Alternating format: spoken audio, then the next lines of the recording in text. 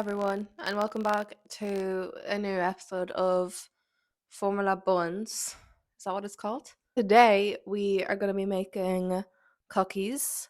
While I tell you the story of the time that Formula One drivers went on strike, which is also where this famous picture of Formula One drivers having a sleepover came from, I think Liam Lawson is about to get fired. So we're also going to keep an eye on that because he did some witchcraft. I don't know. Better stop for Yuki though, Daniel. Flour, butter, sugar. Let me set the scene while I mix this all together. It's 1982, January, and the drivers decide to be a little rebellious. They decide actually to do the most rebellious thing that Formula One drivers have ever done up until that time. They decide to strike, but why? The new super license rules were brought in that forced them to commit to a team for 3 years, and they weren't allowed to negotiate with other teams freely because of that.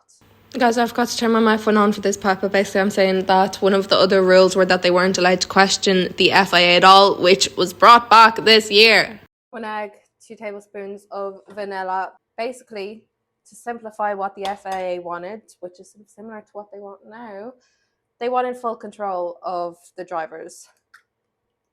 The drivers were not happy about this. Niki Lauda, who had just come out of his retirement, and Didier Pironi, who was the Ferrari driver, took control of this event. They took it into their own hands and protested against the FIA. Chocolate chips.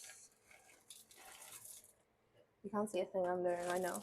Welcome to a new area of my kitchen. So the drivers decided to strike. They left the paddock and they went to the Sunnyside Park Hotel in Johannesburg.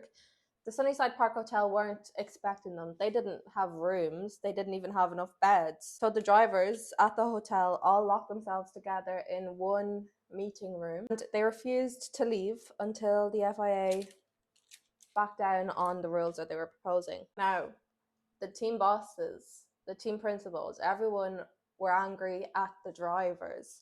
They saw this whole strike as an act of betrayal, that the team had worked so hard to put this car together and they didn't even show up to race it, and they threatened to replace every single driver if they didn't come back.